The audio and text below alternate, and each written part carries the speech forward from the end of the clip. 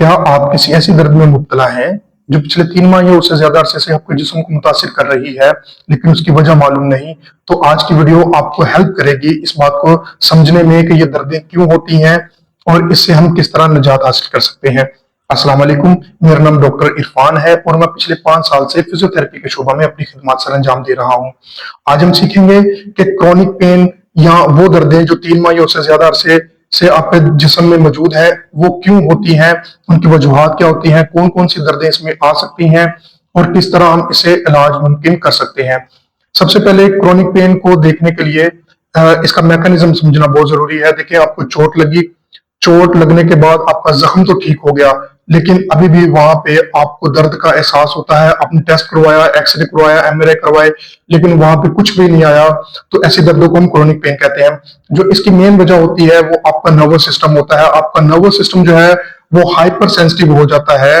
वो लगातार सिग्नल भेजता रहता है कि जैसे चोट लगी थी, तो वो सिग्नल भेज रहा था, लेकिन अभी भी वो सिग्नल भेज रहा है। अब ठीक हो चुका है, लेकिन फिर भी वो दिमाग को सिग्नल भेज रहा है कि यहाँ पे कोई ना कोई इशू चल रहा है। तो इसको हम कहते हैं कि आपका जो नर्वस सिस्टम है वो हाइपर सेंसिटिव हो गया है, क्योंकि नर्वस सिस्टम नॉर्मली जब दर्द होती है, दर्द के एहसास जब होता है तब वो सिग्नल भेजता है, लेकिन उसके बाद वो उस सिग्नल्स को रोक देता है। लेकिन अभी भी अगर वो भेज रहा है, तो आपका नर्वस सिस्टम जो है वो डिस्टर्ब हो चुका है, ठीक करने की जरूरत होती है। अच्छा, इसमें जो चीजें होती हैं वो क्या क्या हो सकती हैं कि आपकी जो पेरिफेरल सेंसिटाइजेशन हो जाती है, जो आपकी नर्व्स एंडिंग है वो ज्यादा हाइपर सेंसिटिव हो जाती है, जो चीजों को ज्यादा महसूस करना शुरू करती है। हल्का सा टच या हल्का सा प्रेशर या हल्की सी ठंडा मौसम आ जाए, तो आपको वहां पे दर्द का एहसास होना शुरू हो जाता है।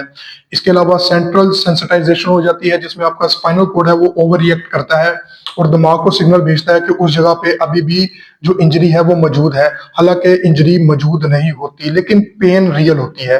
अच्छा, इसके साथ साथ जो आपके जो केमिकल है वो इम्बैलेंस हो जाता है। केमिकल्स का, न्यूरोट्रांसमीटर्स का इम्बैलेंस हो जाता है।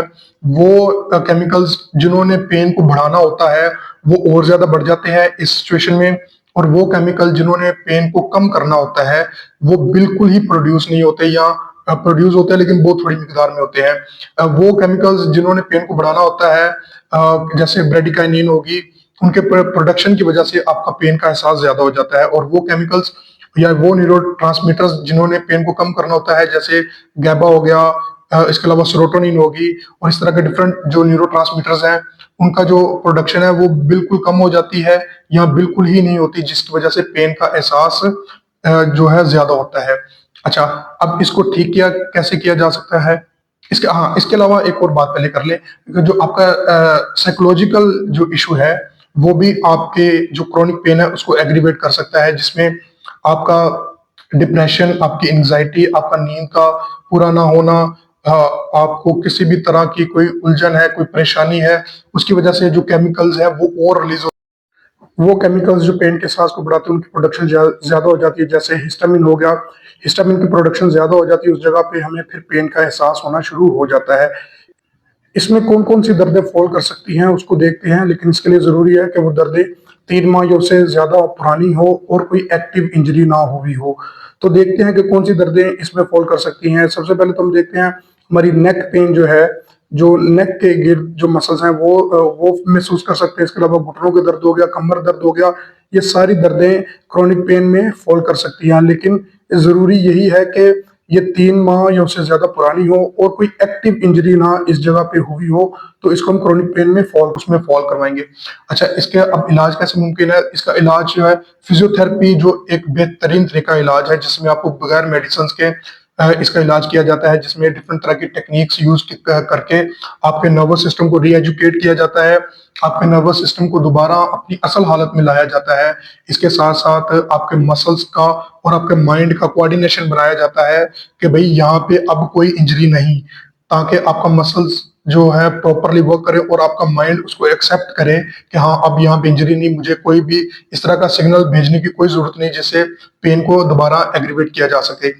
अच्छा, उसके बाद हम जो देखते हैं, सबसे जो बड़ी बात एक फिजियोथेरेपिस्ट करेगा, वो आपको एजुकेट करेगा कि ये दर्द क्यों है और इसकी क्या वजह है और आपने किस तरह इससे टैकल करना है।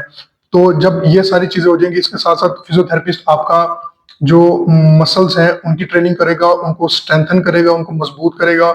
साथ में मैनुअल थेरेपीज के जरिए आपके मसल्स की सर्कुलेशन बढ़ाएगा और वहां पे जो इंजरी है या वहां पे जो पेन का एहसास है उसको कम करता जाएगा। साथ साथ में डिफरेंट तरह की जो मोडेलिटीज है उसको यूज किया जा सकता है, जैसे टेंस हो गया, अल्ट्रासाउंड हो गई। इन तमाम चीजों को यूज करके आपके पेन को बिल्कुल खत्म किया जा सकता है। लेकिन जरूरत सिर्फ इस बात की है, अगर आप 3 माह से ज्यादा अरसे से पेन के साथ जिंदगी गुजार रहे हैं तो अपने फिजियोथेरेपिस्ट के पास जाएं और उसको अपनी साथ तमाम जो चीजें उसको बताएं, ताकि वो आपको एड्रेस करे कि आया ये पेन जो है क्रॉनिक पेन है या इसकी कोई और वजह है। तो अगर आपको वीडियो अच्छी लगी हो तो अपने उन तमाम दोस्तों के साथ शेयर करें जो इस तरह की दर्दों में मुब्तला हैं। और साथ ही साथ अगर आपका कोई क्वेश्चन हो तो मेरे से पूछ सकते हैं। अस्सलाम वालेकुम।